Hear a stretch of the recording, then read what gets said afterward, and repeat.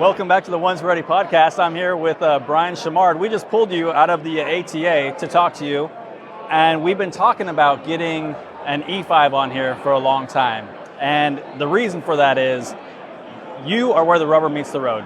You do the job, which is, what's your job? I'm sorry? Say it again, sir? What's your job? So I'm a 3 Echo 9 Seaburn Defense Specialist. Sorry? A 3 Echo 9 Seaburn Defense Specialist and an air advisor as well. And an air advisor. What does that mean in like regular people terms? What is your job? So day to day, I'm a training NCOIC and a logistics NCOIC, so I handle your Seaburn Defense training on base. Okay. And then the air advising, the pitch is we train, advise, assist, equip, assess in a company for military forces at the request of that government. And what we do downrange is basically try to accomplish national defense strategy and national security strategy objectives by, with, and through that partner. Yeah, no big deal. No big deal. How do you become an air advisor?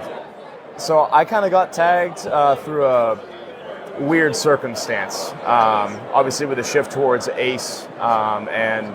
What is it? We got to explain ACE. I'm sorry. Right.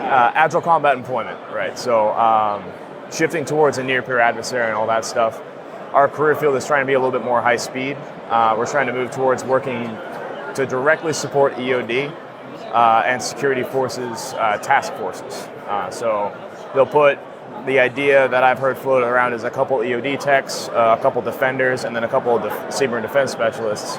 And we'll just work as like a roving package. Once we get down range, someone has a problem, they'll call our team to roll out, handle that problem, and go back. So, I think it's safe to say that problem is not always going to fit neatly into the box of what you're addressing. And no. So like you guys are, I mean, much like we are, just like problem solvers.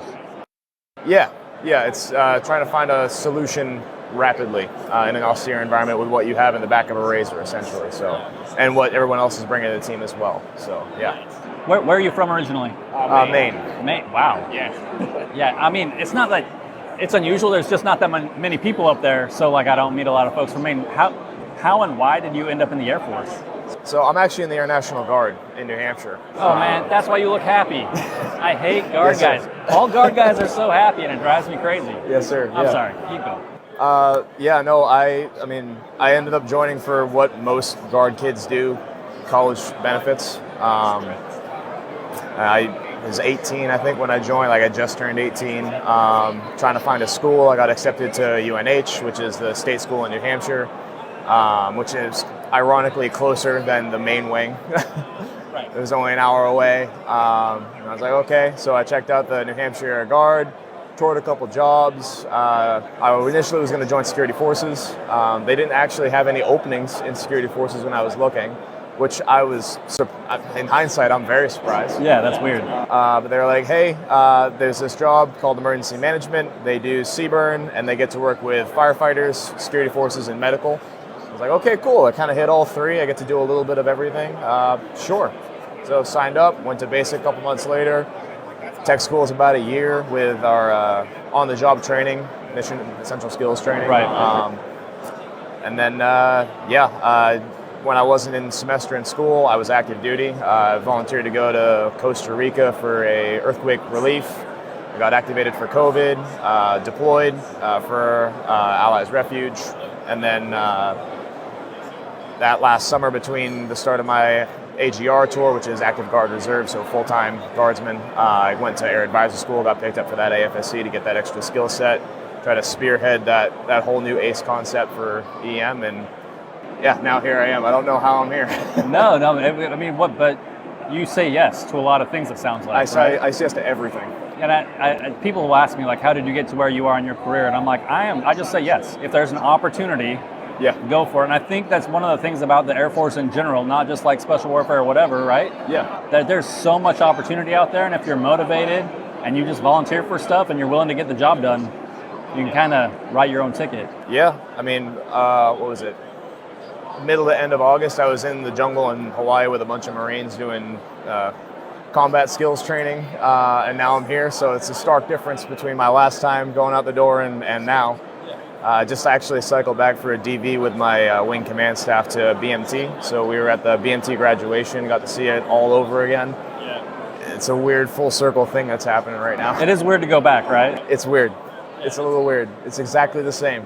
Yeah, and then like you can smell it, and you're like, can I smell know it. exactly what all those kids are thinking, or not kids, airmen. I'm sorry. You can see it in their eyes. You know, you're like, oh, okay, yeah, I was just there 5 years ago, and now I'm the other side of it, and it's a weird. Have you been AGR the whole time? 5 years is not that long for you to accomplish. No, I'll tag in and out on orders when I can between either state active duty orders, Title 10, or Title 32, depending on whatever the activation is, if it's a deployment or if it's a local tour. But if I haven't been full-time at school, which I just graduated last fall, I've been on a full-time status, and I've been AGR since I graduated in December, so January up to now. Just got re-up for another year, and hopefully it'll be permanent. So nice. Can you explain that? So one of the weird things about the Guard different things is the titles. Yes. Because you guys have some wicked flexibility with things that you can do because of the different titles. So active duty is only Title 10, and there's a lot of restrictions of what we can do, especially stateside. Yes. But you all have the other titles, and what does that enable y'all to do? Yeah, so as far as putting titles to what we use for slang, I don't know which United States Code attributes to which slang term, because it always changes. But basically you have your AGRs, or you have your activation. So if you get tagged to deploy, then you just assimilate into an active duty squadron, or active duty wing downrange, and you're the same as someone that joined for 4 years full active duty. That's Title 10, right? Yeah. Okay. Then you have your AGR, which is Active Guard/Reserve. So that's for Air Reserve Command and Air National Guard. If you're going to be a full-time guy, you're in that status. We effectively get treated the same as if we were deployed or anything like that. We get the same benefits. We get the same bonus pays, everything like that. Sometimes you can game the game with your BAH, depending on where you live. New Hampshire is notorious for a high property tax, so our BAH is rather high. Right. So you can game the game a little bit there and kind of pick and choose, but the only difference is you don't PCS. Right. So wherever your base is, your base is. I mean, there are guys at my wing that have been there for 20 to 30 years, the entire time. That's a big selling point, right? It's a huge selling point, yeah. Then you have temporary technicians, or temporary AGRs. I should start with them. That's what I am right now. So that's just instead of a permanent, hey, you're here till you retire, they do it on a year-to-year. So every year you just work to get it renewed. You just have to justify why they should spend the money on you. And then the last one is the temp technician. That one you're on, it's almost like you're a civilian, but you just have to wear this as opposed to wear that. Right. So you have like a 40-hour-a-week time card. You have to punch in, punch out. You have different sick leave and all that stuff. You work through basically a civilian pay system, but you wear the uniform. So there's like a couple different umbrellas you can fall under. That's wild. Yeah, there's plenty of opportunity in the Guard. I always tell anyone that's thinking about joining to seriously look at the Guard. I love it. Everyone says, why don't you go active duty, man? I love the Guard. I know. All the smiles and everything. Yeah. One of the questions I always get, or I have, I guess, is how many slots are available in the Guard, though? Because is it difficult to get your foot in the door initially? It can be.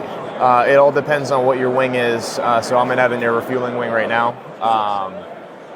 It's not as high of a tempo as some of the other wings, like fighter wings that, depending on where you are, have a real-world response mission of, okay, if someone heads into U.S. airspace, they got to go up. So it all depends on what your wing is and how long people have been there is the other thing. There's the common phrase that, like, oh, you have to wait for somebody to retire or die. Yeah, that does apply a little bit. Yeah, but at most wings, you can generally find at least a drill status guardsman spot, which is your traditional 1 weekend a month, 2 weeks a year. You can find a spot in just about any AFSC as long as that AFSC is at that base. So special warfare, I know that's obviously a one's ready's deal. There's very limited Guard opportunities for special warfare. It does broaden out a little bit when you start looking at things like EOD because they're attached to CE. But then outside of that, you have to be looking at a Guard base that's tenanted with a rescue squadron if you want to go PJ, or if you want to go SR, CCT, or something like that, TACP. Again, you have to tenant in with a base that has an AFSOC mission. So, yeah, it does narrow that pool a little bit. But I have a random question, and I'm sorry ahead of time. How old are you? I'm 23. You're 23. Yeah. So you knocked this out. You finished your degree. Yep. You've done all these things. There is talk amongst, crusty old people about your generation, right? And I'm sure you've heard it. You've done all these difficult things. Like, how did you get through the hard parts? Because it hasn't all been sunshine and rainbows. And did you have any problems going through like BMT or tech school or any of those things? Or when things did get hard, how were you able to get past that? I don't know. That's a bit of a loaded one. I guess like with my generation, you definitely do come across a lot of the stuff that your generation may complain about, we'll say, to put it gingerly. But you do have one or two that try to give us a good name, I would say, and they're older than their age. So they recognize the reputation that comes with being the young gun, and you accept the responsibility of, okay, I have to represent my generation well, and this next generation is going to be replacing all these guys that are going out the door soon, and you really have to hard charge for it. So like for me, one of my career goals, which is admittedly difficult, is Ranger School. I want to go. I have since I was 12, and I heard about it first on Surviving the Cut. Yeah, marketing works, right? Marketing works, and when it comes to just stuff getting hard and wanting to push through it, it's the one is, okay, I'm not just representing myself, but I'm representing a whole generation of Zennials, whatever it is, yeah. Whatever you want to call us, that is starting to get a bad rap, and I need to set that example for everybody else that I'll be replacing. Like, okay, we are in good hands. These guys can't handle it, and also this is nothing compared to what I want to do eventually. So if I can't get through this, what are you doing here? And that kind of brings you back. And I think every generation has the same mentality, right? Like I remember being, the young guy, and all I want to do, like I'm never going to live up to like what I thought the guys that came before me were. Like I still have my idols. I'm still trying to make them proud to this day. Yeah. And I don't think that's any different. I think it's just like, it's just more on the open, internet and all that other stuff. Everybody complaining about it because everybody has a voice now. Yeah. But I honestly don't think there's any difference between, what you're going through, trying to step into the shoes of the generation before you, than us. I think it's all the same stuff. But like it's hyper motivating to meet someone, I'm getting older, to meet someone like you, 23 years old, you're a staff sergeant. You've done more things than I ever did in my career, I think, by the time I was 23. But man, it's hyper motivating to meet someone like you, and I appreciate what you're doing out there. Yes, sir, thank you. That means a lot. So yeah, and then thanks for snap off the carpet, and thanks for sitting down with us. And dude, best of luck in the future. Thank you, sir. I appreciate it. And we're out here. Thanks, y'all.